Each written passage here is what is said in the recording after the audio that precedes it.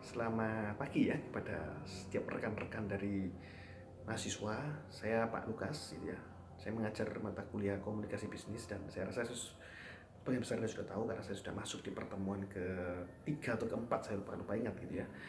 Tidak semua kelas memang, tapi banyak kelas yang saya masuk dan saya mengajar memang di pertemuan ke-10 setelah after midterm. That's my schedule on meeting number 10 ya. Tapi karena memang berhubung ada virus corona dan perkuliahan diliburkan sampai tanggal 9, jadi memang tidak ada perkuliahan lagi dan kuliah berganti itu move became online process of learning and teaching ya, like now gitu, seperti sekarang. And I know there are so many lack of facility, maybe ya, lack of facility, kekurangan fasilitas memang untuk online, dan saya akui memang kualitas dari perkuliahan online tidak akan sebagus perkuliahan offline. Jadi kalau memang ada video ini mungkin kurang pas, ada mungkin merasa kurang comfort, ya I apologize because I'm not a YouTuber and I don't have a plan to become YouTuber anyway. Jadi if there is criticize, it's okay, I accept it because I'm not a YouTuber. And thank you that you are still watching this video until finish ya, masih melihat sampai selesai. Jadi saya akan langsung pada poinnya, yaitu negosiasi. Saya tidak akan berbicara terlalu panjang lebar karena perkuliahannya juga sifatnya online, dan saya akan memberikan dan akan membagi menjadi dua part video untuk negosiasi dengan lengkap dan dengan simple ya. Jadi yang penting yang memang itu Anda harus mengerti, saya bagikan ke Anda gitu ya. Jadi negosiasi itu adalah suatu proses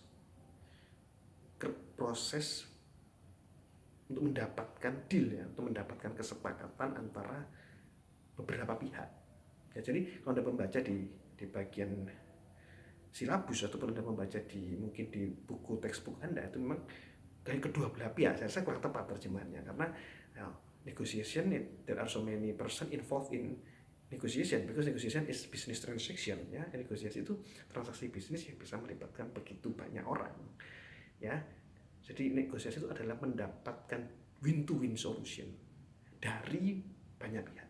Jadi win to win solution dari banyak pihak itu adalah definition of negotiation. And must to understand that the purpose of negotiation is to get a win-to-win solution for every person that involved in that negotiation process. Semua yang terlibat dalam proses negosiasi mendapatkan benefit masing-masing, win-to-win solution ya.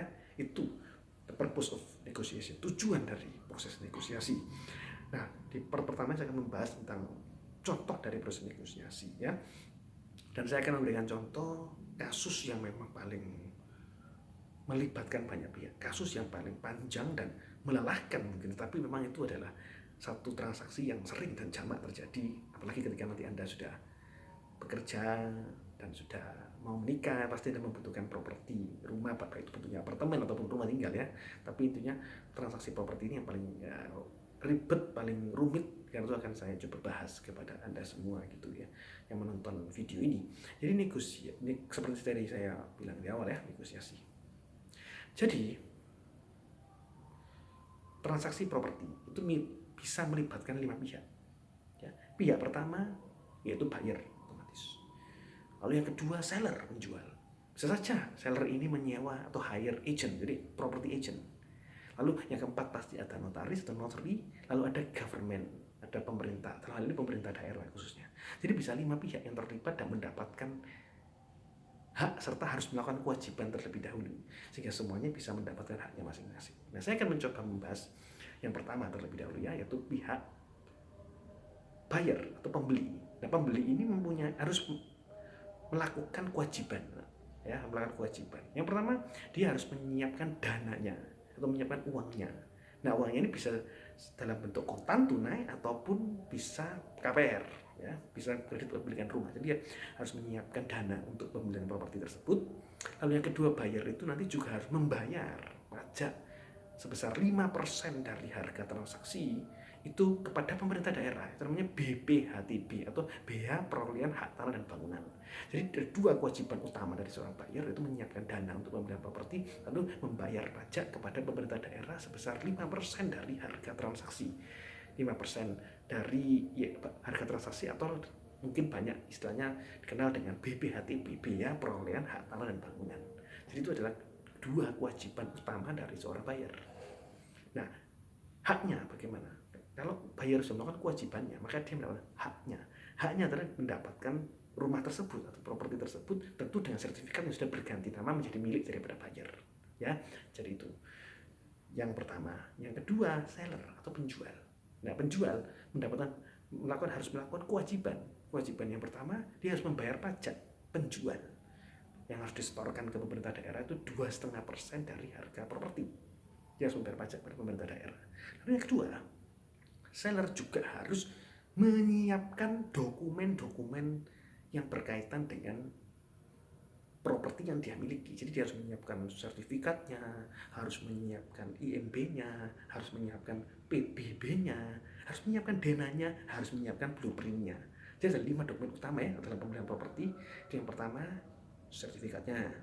Yang kedua, PBB-nya. Yang ketiga, IMB-nya. Yang keempat itu blueprint-nya. Dan mungkin yang kelima juga yang penting juga harus adalah rekapan pembayaran listrik, air, dan telepon. Ya, listrik, air, dan telepon juga harus ada rekapan bahwa dia sudah melakukan kewajiban dan tidak pernah menunggak pembayaran. Ya, itu kewajiban seorang seller. Tapi seller juga mendapatkan haknya. Ya, kalau dia melakukan kewajibannya, dan juga ada kewajiban tambahan, seller saya lupa tadi, maaf. Itu dia harus membayar juga komisi untuk broker, komisi untuk makelar kalau memang dia memakai jasa seorang broker. Ya, jadi itu yang kedua ya, seller menyiapkan dokumen sama membayar broker kalau dia memang memakai jasa makelar. Lalu yang haknya adalah seller mendapatkan uang, yaitu uang dari hasil penjualan propertinya. Ya, jadi ada kewajiban seller, kewajiban saya ulang 3 ya. Kewajibannya 3. Yang pertama itu dia membayar pajak penjual 2,5% disetor ke pemerintah daerah. Yang kedua, menyiapkan dokumen yang penting yang terkait 5 tadi dokumen yang sudah saya sebutkan, yaitu sertifikatnya, IMB-nya, PBB-nya, blueprint-nya, dan rekapan pembayaran listrik, air, dan telepon. Lalu yang ketiga, membayar broker kalau dia memang memakai jasa broker. Nah, haknya ya satu saja, mendapatkan uang tunai dari hasil penjualan propertinya. Saya juga lupa menyebutkan ya, untuk buyer dan seller ini memang bisa kesepakatan bersama. Ya, jadi buyer dan seller juga punya kewajiban tambahan. Buyer dan seller itu kewajiban tambahannya membayar jasa notaris, artinya 50%. Ya, 50% buyer, 50% seller. Ya, maaf saya lupa, Anda tambahkan aja 50% buyer, 50% seller. Itu kewajiban ya. Lalu yang ketiga, pihak notaris. Notaris harus melakukan kewajiban. Yang pertama, harus menjamin bahwa transaksi ini bebas dari gugatan hukum. Bahwa transaksi tidak akan bisa digugat secara hukum di kemudian hari. Itu yang pertama. Nah, yang kedua, notaris juga harus nanti jasa memindahkan nama sertifikat, ya, dan juga melakukan checking apakah sertifikat ini bermasalah atau tidak bermasalah, apakah sertifikat ini sudah sah, saya tidak timbul gugatan. Dia harus melakukan itu.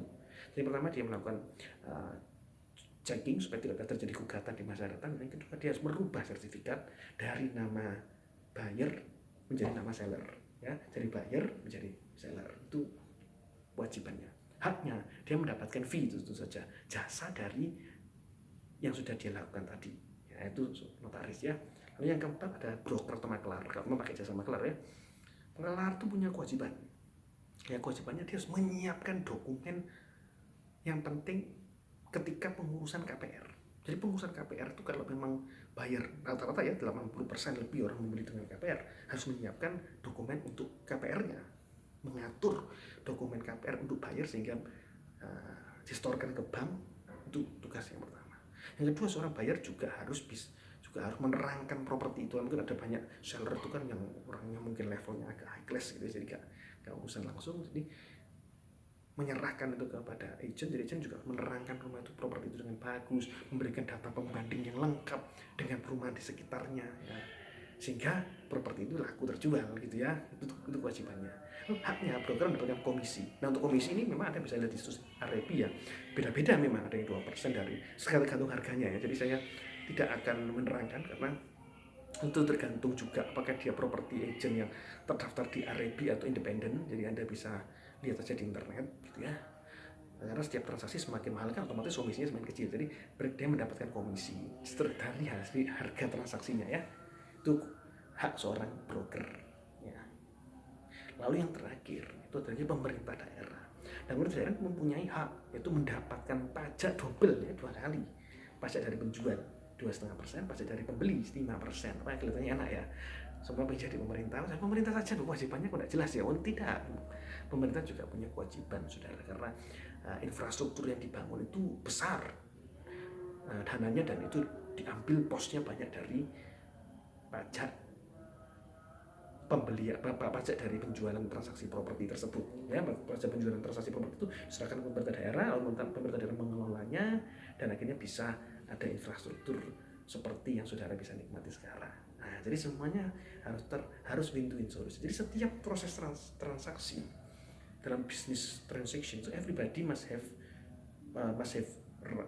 duty, but they also must get right, mendapatkan haknya when they already do their job with perfect ya, ketika mereka melakukan pekerjaan dengan sempurna gitu ya. Jadi saya nanti akan juga akan kolom deskripsi nanti bisa ada sedikit ya, saya tuliskan sedikit itu pihak-pihak terlibat di dalam proses negosiasi. Tadi saya kasih contohnya memang yang paling rumit ya, yaitu properti, di mana buyer, seller, broker, notaris, dan pemerintah daerah. 5 pihak yang terlibat dalam satu proses negosiasi.